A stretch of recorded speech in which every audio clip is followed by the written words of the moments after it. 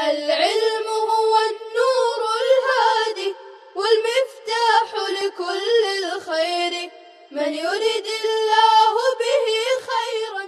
بسم الله الرحمن الرحيم. الحمد لله رب العالمين والصلاة والسلام على سيد المرسلين وخاتم النبيين محمد وآله وصحبه أجمعين ومن تبعهم بإحسان إلى يوم الدين. محبان حبیب کبریا علیہ الصلاۃ والسلام، طالبان علوم نبوت، جامعہ اسلامیہ اشاعت العلوم اکل کنواں نندربار الہند میں تعلیم پانے والے طالبان علوم نبوت اور ہندوستان اور دنیا بھر کے تمام مدارس و معاہد میں دینی تعلیم حاصل کرنے، میراث نبوت کو سمیٹنے والے قوم و ملت کے سرمایہ طلبہ عزیز کی خدمت میں میرا پیار بھرا سلام ہو۔ السلام علیکم ورحمۃ اللہ وبرکاتہ۔ درجہ عربی چہارم کے ادب عربی کے نصاب میں ہم نے اب تک مختارات من ادب العرب کے منتخب اسباق کو پیش کرنے کی کوشش کی ہے۔ اللہ رب العزت اس کوشش و کاوش کو شرف قبولیت سے نوازے۔ عربی چہارم میں ششماہی کے بعد کا ادب عربی کا جو نصاب ہے وہ بھی کچھ سالوں سے مولانا علی میاں ندوی رحمہ اللہ کی کتاب سیرت خاتم الانبیاء صلی اللہ علیہ وسلم ہے۔ یہ کتاب سلسلہ قصص النبیین کا 5واں اور آخری جز ہے۔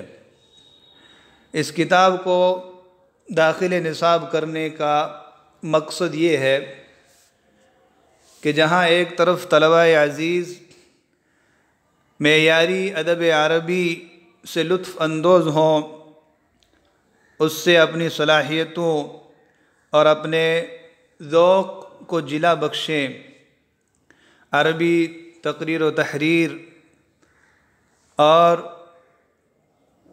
پڑھنے پڑھانے کی بہترین صلاحیت پیدا کرے، وہیں سیرت النبی صلی اللہ علیہ وآلہ وسلم سے بھی روشناس ہوں۔ مولانا علی میاں ندوی رحمہ اللہ نے قصص النبیین کے ابتدائی اجزاء میں چھوٹے بچوں کی رعایت کی اور ان اجزاء میں بہت آسان اور سہل انداز نگارش اختیار فرمایا، مگر اس جز میں حضرت نے کافی معیاری اور بلند اسلوب تحریر کو اختیار فرمایا ہے۔ خود حضرت نے اپنے مقدمے میں اس بات کی وضاحت فرمائی ہے اور اس کی وجہ بھی ذکر کی ہے، جسے ہم انشاءاللہ اگلے سبق میں دیکھنے کی کوشش کریں گے۔ مختارات من ادب العرب کے آغاز میں نے مبادیات ادب عربی اور اس کے تعلق سے کچھ معروضات پیش کر دی تھی، لہٰذا یہاں ان کا اعادہ نہیں ہوگا۔ یہاں ادب عربی کے مبادیات کے بجائے علم السیرت کے مبادیات مختصراً پیش کیے جائیں گے۔ تو ہمارے اس پہلے سبق میں ہم انشاءاللہ علم السیرت کے مبادیات کو پیش کرنے اور سمجھنے کی کوشش کریں گے۔ دوسرے سبق میں حضرت رحمہ اللہ کے مقدمہ کتاب ھذا کو پیش نظر رکھ کر کتاب کی نوعیت، کتاب کی اہمیت کو سمجھیں گے، اور تیسرے سبق سے انشاءاللہ باقاعدہ اس مبارک کتاب کا آغاز ہو جائے گا۔ یہ جو اسباق اس کتاب کے تحت پیش کیے جائیں گے، گرچہ عربی چہارم کے طلبہ کے نصابی اسباق ہیں، لیکن وہ تمام ہی طلبہ جو اس سطح کے ہوں اور انہوں نے اس مبارک کتاب کو نہ پڑھا ہو، وہ بھی ان دروس سے استفادہ کرنے کی کوشش کریں، اس لیے کہ سیرت النبی صرف نصاب میں پڑھنے اور امتحان پاس کر دینے کی حد تک محدود نہیں ہے، بلکہ سیرت النبی ہر مومن، ہر مسلمان، ہر عالم اور طالب علم کی زندگی بھر کا ایک دلچسپ مضمون ہونا چاہیے۔ سیرت پر چھوٹی بڑی کتابیں زیادہ سے زیادہ تعداد میں اسے پڑھنا چاہیے، اس لیے کہ نبی کریم صلی اللہ علیہ وآلہ وسلم کی ذات مبارکہ کو شریعت میں ایک مستقل اتھارٹی اور ایک مستقل شارع کی حیثیت حاصل ہے۔ تو آپ علیہ الصلاۃ والسلام جب ہمارے مقتدی اور پیشوا ہیں، ہمیں اللہ کو راضی کرنے کے لیے آپ ہی کی اتباع کرنا لازم اور ضروری ہے، تو آپ کے احوال زندگی، آپ کی سیرت مبارکہ کو جانے بغیر یہ چیز حاصل نہیں ہوتی۔ اس لیے سیرت النبی صلی اللہ علیہ وآلہ وسلم کو زندگی کے ہر مرحلے میں پڑھنے سمجھنے کی کوشش کرنا چاہیے۔ تو آئیں اب مبادیات کی طرف آتے ہیں۔ عموماً کسی بھی علم و فن کے یا تو مبادی ثلاثہ ذکر کیے جاتے ہیں یا مبادی عشرہ، جنہیں اصول عشرہ بھی کہا جاتا ہے۔ مبادی ثلاثہ میں کسی بھی علم و فن کی تعریف، اس کا موضوع، غرض و غایت یا ثمرہ ہوتا ہے، اور مبادی عشرہ میں مزید کچھ چیزیں ہوتی ہیں، اس کی تاریخ، اس کی فضیلت، اس کے مآخذ وغیرہ۔ تو میں آپ کے سامنے مبادی ثلاثہ کو تو ذکر کروں گا ہی، لیکن مبادی عشرہ یا اصول عشرہ کو مکمل ذکر نہیں کروں گا، بلکہ اصول عشرہ میں سے جو چیزیں اہم ہیں، جن کا سمجھنا اور جاننا بہت ضروری ہے، انہیں پیش کرنے پر اکتفا کروں گا۔ مبادئ علم السیرہ، علم السیرت کے مبادیات، ان کو میں نے ہی مختلف علماء کی کتابوں سے جمع اور اکٹھا کیا ہے۔ اللہ رب العزت میری اس حقیر کاوش کو شرف قبولیت سے نوازے۔ تو سب سے پہلے کسی بھی علم و فن کی تعریف جانی جاتی ہے۔ تعریف کو حد بھی کہا جاتا ہے، اور تعریف میں ایک لغوی تعریف ہوتی ہے اور ایک اصطلاحی تعریف ہوتی ہے۔ لغوی تعریف میں تو عموم ہوتا ہے، لیکن اصطلاحی تعریف میں آ کر وہ لفظ ایک اصطلاحی شکل اختیار کر لیتا ہے اور اس علم و فن کو دوسرے علوم و فنون سے ممتاز اور نمایاں کر دیتا ہے۔ تو سب سے پہلے لغوی تعریف، تطلق السیرۃ فی اللغۃ علی السنۃ والطریقۃ والحالۃ التی یکون علیہا الانسان۔ لغت کے اندر لفظ سیرت سنت، طریقے اور اس حالت اور کیفیت پر بولا جاتا ہے جس حالت اور کیفیت پر انسان موجود ہے، برقرار ہے۔ تو لغت کے اعتبار سے یہ لفظ سنت، طریقہ اور حالت و کیفیت کے لیے عام ہے۔ کسی کی بھی سنت، کسی کا بھی طریقہ، کسی کی بھی حالت، کیفیت اور حیت کے لیے یہ لفظ استعمال کیا جا سکتا ہے۔ اسی لغوی معنی کے اعتبار سے اللہ رب العزت نے سورہ طٰہٰ میں اس لفظ کو حالت کے لیے، کیفیت کے لیے استعمال فرمایا ہے۔ وَاسْتَخْدَمَ الْقُرْآنُ هَذَا الْمَعْنَى حَيْثُ وَرَدَ فِي سُورَةِ طٰہٰ۔ تو اس معنی کے لیے قرآن کریم نے اس لفظ کو استعمال فرمایا ہے، یعنی لغوی معنی میں۔ سورہ طٰہٰ میں ارشاد ربانی ہے، خُذْهَا وَلَا تَخَفْ سَنُعِيدُهَا سِيرَتَهَا الْأُولَى۔ اس لاٹھی کو پکڑ لو اور ڈرو مت، ہم ابھی اس کو اس کی پہلی حالت پر لوٹا دیتے ہیں۔ تو موسیٰ علیہ السلام نے جب لاٹھی ڈالی اور وہ اژدہا کی شکل اختیار کر گئی، تو موسیٰ علیہ السلام تھوڑے گھبرائے، تو اللہ نے فرمایا کہ اسے پکڑ لو، ڈرو مت، گھبراؤ مت، ہم اس کو اس کی پہلی حالت اور کیفیت کی طرف لوٹا دیتے ہیں۔ تو یہ لغوی معنی کے اعتبار سے لفظ سیرت استعمال کیا گیا ہے۔ واصطلاحاً هو علم يعرف به احوال المصطفى صلی اللہ علیہ وسلم تفصیلا منذ ولادته ونشأته الى ان لحق بالرفیق الاعلی۔ اصطلاحی تعریف کے اعتبار سے علم سیرت وہ علم ہے جس میں نبی کریم صلی اللہ علیہ وسلم کے حالات زندگی کو تفصیل کے ساتھ جانا جاتا ہے۔ ولادت، بچپنے سے لے کر آخری دم تک اللہ رب العزت کے جوار رحمت میں پہنچنے تک آپ کی زندگی کے جملہ احوال جاننے کو اصطلاح میں علم السیرہ کہا جاتا ہے۔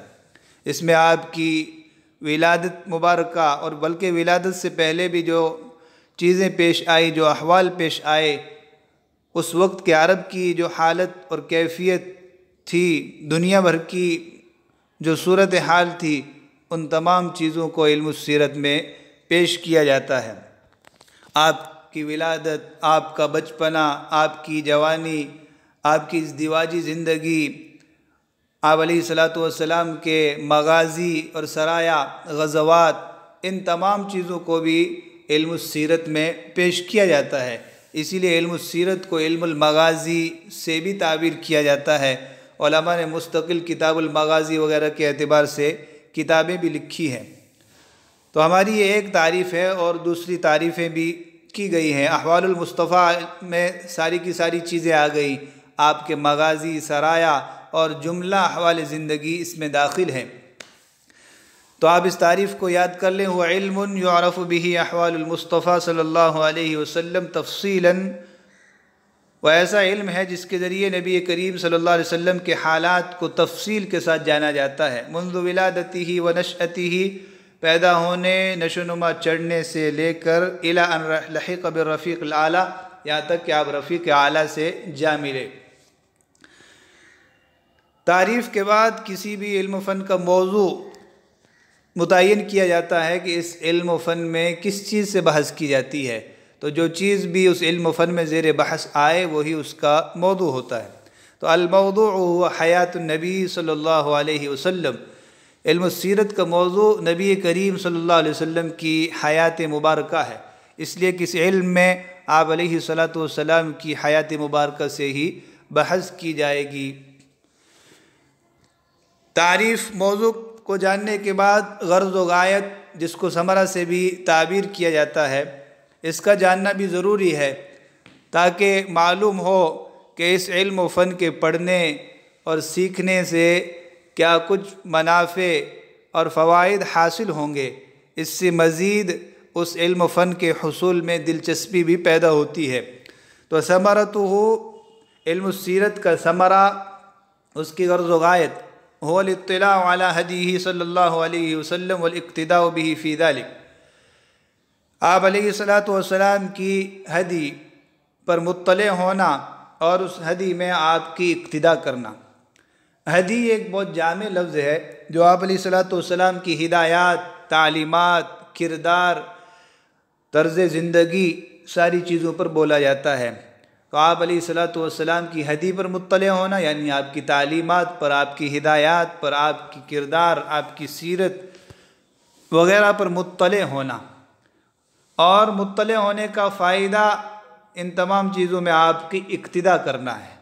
تو اقتداء کرنے کے لیے اطلاع اور علم ضروری ہے، تو علم کے بعد اس کے پر عمل اور اقتداء اور اتباع ضروری ہے۔ تو یہ ہے اس علم کا فائدہ اور اس علم کی غرض و غایت۔ تو یہ ہے مبادئ ثلاثہ، تعریف، موضوع، غرض و غایت۔ اس کے علاوہ کسی بھی علم و فن کے مبادیات کے تحت اس کی اہمیت، اس کی فضیلت، اس کے مقام و مرتبے سے بحث کی جاتی ہے کہ کتنا اہم ہے، کیا مقام و مرتبہ رکھتا ہے، شریعت میں اس کی حیثیت کیا ہے۔ یہ علوم عالیہ کی قبیل سے ہے کہ علوم عالیہ کی قبیل سے ہے، یہ مقصود ہے یا مقصود کا ذریعہ ہے۔ اسی کو فضل سے بھی تعبیر کرتے ہیں، اہمیت سے بھی تعبیر کرتے ہیں۔ فضلہ هو من اجل العلوم وافضلها، علم سیرت بہت جلیل القدر اور افضل ترین علم ہے۔ کیوں؟ شرف العلم من شرف المعلوم، اس لیے کہ علم کے شرف، اس کے مقام و مرتبے کا پتہ اس کے معلوم سے چلتا ہے کہ اس علم میں کس چیز کو معلوم کیا جاتا ہے۔ فشرف السیرت النبویۃ تعلقها بحیات النبی صلی اللہ علیہ وسلم، تو سیرت نبی کا مقام و مرتبہ، اس کی شرافت نبی کریم صلی اللہ علیہ وسلم کی حیات مبارکہ سے اس کا متعلق ہونا ہے۔ جب آپ صلی اللہ علیہ وسلم اسلام میں ایک اتھارٹی کی حیثیت رکھتے ہیں، شارع کی حیثیت رکھتے ہیں، اور یہ چیز مطلوب اور مقصود ہے، لہٰذا سیرت اور علم السیرت بھی مقصود اور مطلوب ہوگی۔ فضل اور اہمیت کے تحت میں علماء امت اور اسلاف کرام کے چند واقعات بھی آپ کے چند مقولات اور ان کی چند عبارتیں آپ کے سامنے پیش کرتا ہوں، تاکہ مزید اس علم مبارک کی فضیلت اور اہمیت آپ کے سامنے آ سکے۔ حضرت زین العابدین سجاد علی بن حسین بن علی رضی اللہ عنہ فرماتے ہیں، حضرت حسین کے بیٹے زین العابدین جو کربلا سے سلامت واپس تشریف لائے تھے، بڑے جلیل القدر علماء اور مدینہ کے مقتدی اور پیشوا مانے جاتے تھے، تو وہ فرماتے ہیں کننا نعلم مغازی رسول اللہ صلی اللہ علیہ وسلم وسرایاہ کما نعلم السورۃ من القرآن۔ ہمیں رسول اللہ صلی اللہ علیہ وسلم کے مغازی اور آپ کے سرایا کو، یعنی آپ کے غزوات کو، آپ کے جو جنگیں ہوئی ہیں ان کو اس طرح سکھایا جاتا تھا جس طرح قرآن کریم کی کوئی سورت سکھائی جاتی ہے۔ اتنی زیادہ اہمیت اور فضیلت اس کو حاصل ہے، جس اہتمام سے قرآن کریم کی سورتیں سکھائی جاتی تھی، اسی اہتمام سے مغازی اور سرایا یعنی علم السیرت اور سیرت نبی سکھائی جاتی تھی۔ امام زہری فرماتے ہیں فی علم المغازی علم الدنیا والآخرہ، علم المغازی میں دنیا و آخرت کا علم ہے۔ علم المغازی سے یہی علم السیرت مراد ہے، اس کا دوسرا نام علم المغازی۔ تو علم المغازی میں دنیا اور آخرت کے سارے علوم موجود ہیں۔ حضرت سعد بن ابی وقاص رضی اللہ عنہ کے پوتے اسماعیل بن محمد بن سعد بن ابی وقاص فرماتے ہیں کان ابی یعلمنا مغازی رسول اللہ ویقول، ہمارے والد ہمیں رسول اللہ صلی اللہ علیہ وسلم کی سیرت اور آپ کی مغازی کی تعلیم دیتے تھے اور فرماتے تھے یا بنی ہذہ مآثر آبائکم فلا تضیعوا ذکرہا، میرے بیٹے یہ تمہارے بزرگوں کے، تمہارے آباء و اجداد کے کارنامے ہیں، ان کے تذکرے کو ضائع مت کر دینا، فراموش مت کر دینا۔ خطیب بغدادی فرماتے ہیں تتعلق بمغازی رسول اللہ احکام کثیرۃ فیجب کتبها والحفظ لها، رسول اللہ صلی اللہ علیہ وسلم کی مغازی اور سیرت مبارکہ سے بہت سارے احکام متعلق ہیں، اس لیے اسے لکھنا اور اسے یاد کرنا ضروری ہے۔ ابن الجوزی رحمہ اللہ فرماتے ہیں انفع العلوم النظر فی سیر رسول اللہ واصحابہ، قال اللہ تعالی اولئک الذین ھدی اللہ فبہداہ مقتدی، سب سے زیادہ نفع بخش اور مفید علم رسول اللہ صلی اللہ علیہ وسلم اور آپ کے صحابہ کی سیرت کو دیکھنا، اس پر غور کرنا اور اسے حاصل کرنا ہے، اس لیے کہ حق تعالیٰ فرماتے ہیں اولئک الذین ھدی اللہ فبہداہ مقتدی، ان لوگوں کو اللہ نے ہدایت دی ہے، ان کی ہدایت کی، ان کے راستے کی پیروی کیجیے، اقتداء کیجیے، اور کسی بھی شخصیت کو مقتدیٰ بنانے کے لیے اس کے احوال، حالات زندگی، اس کی سیرت و کردار کا جاننا ضروری ہے۔ مولانا علی میاں ندوی رحمہ اللہ، مولانا یوسف کاندھلوی رحمہ اللہ کی کتاب حیات الصحابہ کے مقدمے میں لکھتے ہیں ان السیرۃ النبویۃ وسیر الصحابۃ وتاریخہم من اقوى مصادر القوة الإيمانية والعاطفة الدينية التي لا تزال هذه الأمة والدعوات الدينية تقتبس منها شعلة الإيمان وتشتعل بها مجامر القلوب التي يسرع انطفاؤها وجمودها في مهب الرياح والعواصف المادية، والتي إذا انطفأت فقدت هذه الأمة قوتها وميزتها وتأثيرها وأصبحت جثة هامدة يحملها الحياة على أكتافها۔ فرماتے ہیں کہ نبی علیہ السلام اور صحابہ کرام کی سیرت و تاریخ یہ دینی قوت، ایمانی جذبہ، حمیت اور جوش کو حاصل کرنے کا سب سے قوی تر مصدر و ماخذ ہے۔ امت اور ساری کی ساری دینی دعوتیں اور تحریکیں سیرت نبوی ہی سے ایمان کے شعلے اور چنگاری کو حاصل کرتی رہی ہے اور اپنی دل کی انگیٹھیوں کو اسی سے بھڑکاتی رہی ہیں، اور جو دل کی انگیٹھیاں ہیں، ایمان کا شعلہ ہے، حوادث فتن کی ہوائیں انہیں بہت جلدی بجھا دیتی ہے، انہیں بہت جلدی جمود کا شکار کر دیتی ہے۔ تو امت مسلسل نبی کریم و صحابہ کرام کی سیرت سے ان ایمانی شعلوں کو، ان ایمانی انگیٹھیوں کو بھڑکاتی اور روشن کرتی رہتی ہے۔ اگر امت سیرت کو چھوڑ دے گی تو اپنی قوت، اپنی امتیازی شان، اپنی تاثیر سب کچھ کھو بیٹھے گی اور ایک بے جان اور مردہ جسم کی طرح ہو جائے گی جو زندگی کے کندھے پر پڑا ہوا ہے۔ اور یہ حالات بھی اس چیز کو بتلاتے ہیں کہ سیرت نبی اور نبی کریم صلی اللہ علیہ وآلہ وسلم کی محبت یہ امت کے اندر ایمانی جوش اور جذبہ پیدا کرتی ہے۔ اگر ان چیزوں کو امت سے نکال دیا جائے تو پھر امت میں کوئی حس و حرکت باقی نہ رہے گی۔ تو یہ ہے اس علم مبارک کی فضیلت اور اہمیت۔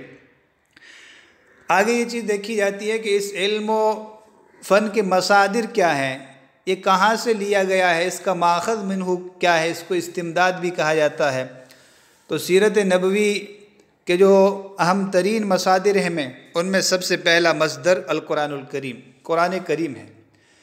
وہ مصدر اساسی نستمد منہ ملامح السیرت النبویہ، یہ اساسی اور بنیادی مصدر ہے اور سرچشمہ ہے جس سے ہم سیرت نبویہ کے خد و خال کو حاصل کر سکتے ہیں۔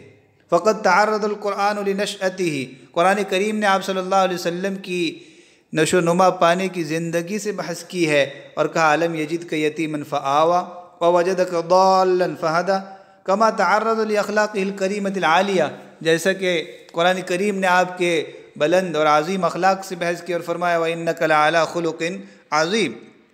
وقد تحدث القرآن عما لقیہ علیہ السلام من اذی وعنت فی سبیل دعوتہ، دعوت کے راستے میں، دعوت کے سلسلے میں آپ کو جن تکلیف اور پریشانیوں کا سامنا ہوا قرآن کریم نے ان سے بھی بحث کی ہے۔ کما ذکر ما کان المشرکون ینعتونہ بہ من السحر والجنون صدا عن دین اللہ عز وجل، کافر آپ صلی اللہ علیہ وسلم کو جو برے القاب سے پکارتے تھے، آپ کو جادوگر اور مجنون کہتے تھے، اللہ کے دین سے روکنے کے لیے قرآن کریم نے ان کا بھی تذکرہ کیا ہے۔ وقد تعرض القرآن لہجرت رسول کما تعرض لأہم المعارک الحربیۃ التي خاضها بعد ہجرتی، قرآن نے آپ کی ہجرت کو، ہجرت کے بعد پیش آنے والے جنگی معرکوں اور جنگوں کا تذکرہ کیا ہے۔ فتحدث عن معرکۃ بدر واحد، بدر، احد، احزاب، صلح حدیبیہ، فتح مکہ، غزوہ حنین کے بارے میں قرآن کریم نے بحث کی ہے۔ وتحدث عن بعض معجزاتہ کمعجزۃ الاسراء والمعراج،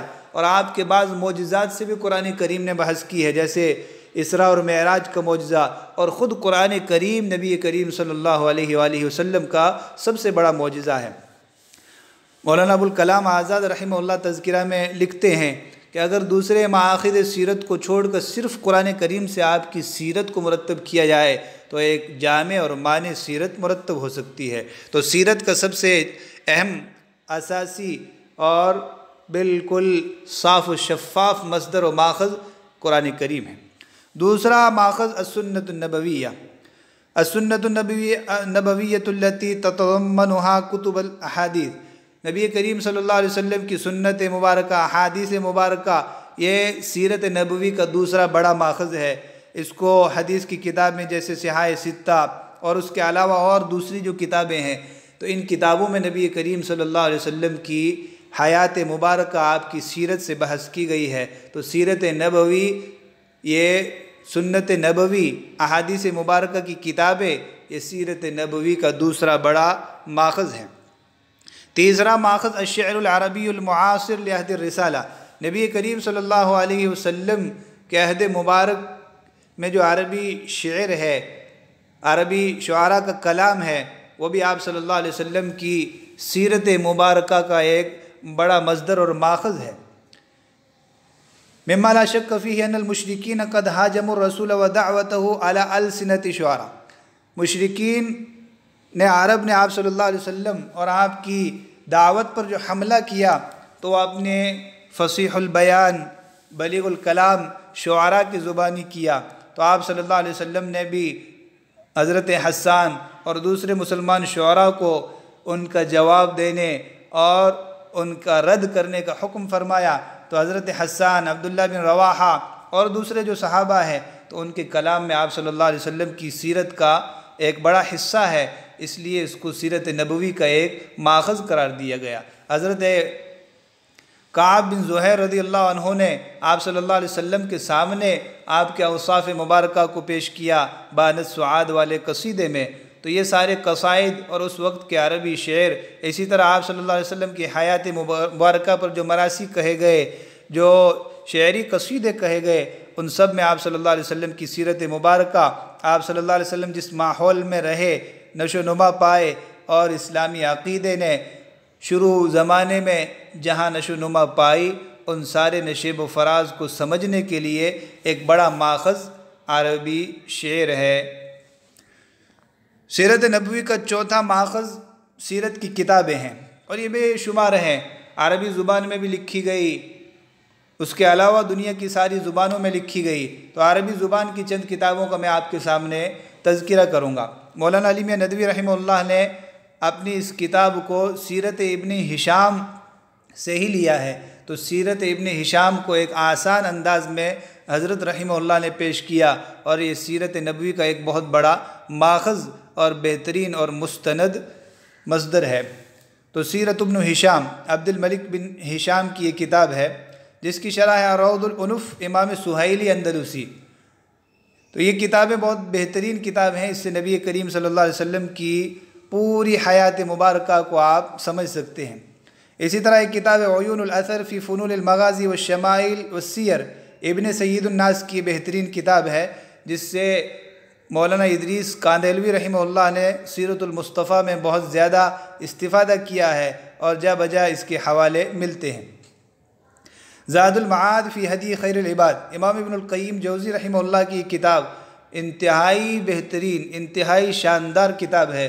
مولانا علی میاں تو یہاں تک فرمایا کرتے تھے، اگر مجھے یہ کہا جائے، اختیار دیا جائے کہ پورے اسلامی ذخیرہ کتب میں سے 2 کتابیں اپنے لیے منتخب کر لو، تو میں قرآن کریم اور اس کے بعد سیرت زاد المعاد کو منتخب کروں گا۔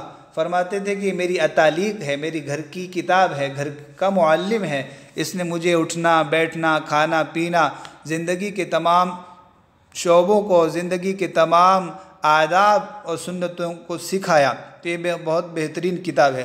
اسی طرح اللؤلؤ المکنون فی سیرت النبی المأمون، یہ موسیٰ بن راشد اعظمی کی بہترین کتاب ہے، اور بہت عمدہ انداز میں جدید اسلوب میں اسے پیش کیا گیا۔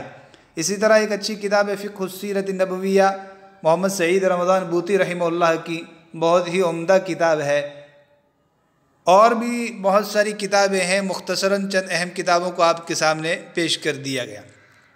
ایک آخری چیز یہ ہے کہ نبی کریم صلی اللہ علیہ وسلم کی سیرت مبارکہ کی خصوصیات کیا ہیں۔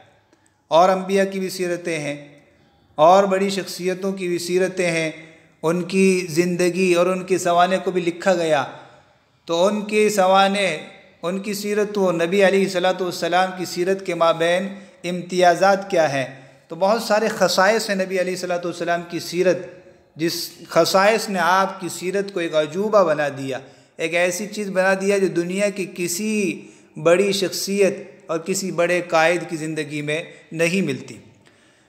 تو پہلی خصوصیت یہ کہ انہا معلومۃ و مسجلہ ولم یخف منہا شیء، ساری کی ساری سیرت معلوم اور لکھی ہوئی ہے، کوئی چیز اس سے مخفی نہیں۔ دوسرے انبیاء علیہ السلام کی سیرت کے کچھ اجزاء جو قرآن کریم نے یا حدیث مبارکہ میں آ گئے، وہی ہے، پوری زندگی ان کی پیش نہیں ہے۔ تو یہ پہلی بڑی خصوصیت ہے، جسے آپ تاریخیت بھی کہہ سکتے ہیں۔ بقول سید سلیمان ندوی رحمہ اللہ، وہ فرماتے تھے کہ کسی بھی مقتدا کی سیرت کو اپنانے کے لیے 4 چیزیں ہونا بہت ضروری ہے۔ ایک یہ کہ تاریخیت ہو، دوسرے جامعیت ہو، تیسرے کاملیت ہو، اور چوتھی عملیت ہو۔ تو پہلی چیز تاریخیت، یعنی تاریخ مستند تاریخ میں اس کی زندگی کے تمام احوال کو لکھا گیا ہو، یہ صرف اور صرف آپ صلی اللہ علیہ وسلم کی سیرت کا خاصہ ہے۔ دوسری چیز یہ کہ ما تمیزت به من الصدق والامانۃ فی نقلها، اس کو نقل کرنے اور پیش کرنے میں بہت سچائی اور امانت کو ملحوظ رکھا گیا ہے، غلط بیانی سے بالکل کام نہیں لیا گیا۔ آپ علیہ الصلوۃ والسلام کا جو قول و فعل، آپ کی اندرونی بیرونی زندگی کو دیکھا، صحابہ کرام نے ہو بہو پیش کر دیا، اس کو کسی قسم کی کوئی بات کو چھپانے یا کم زیادہ کرنے کی کوشش نہیں کی گئی۔ تیسری خصوصیت ان رسالت عامۃ لجمیع الخلق مع خلودها، آپ کے پیغام، آپ کی رسالت کو ایک تو اللہ نے خلود اور دوام بخشا ہے، تا قیامت کے لیے رہے گی اور پوری مخلوق کے لیے۔ گزشتہ انبیاء مخصوص قوموں اور علاقوں کے لیے تھے، اس لیے آپ کی سیرت کا یہ امتیاز ہے، ایک خلود ہے اور پوری مخلوق کے لیے۔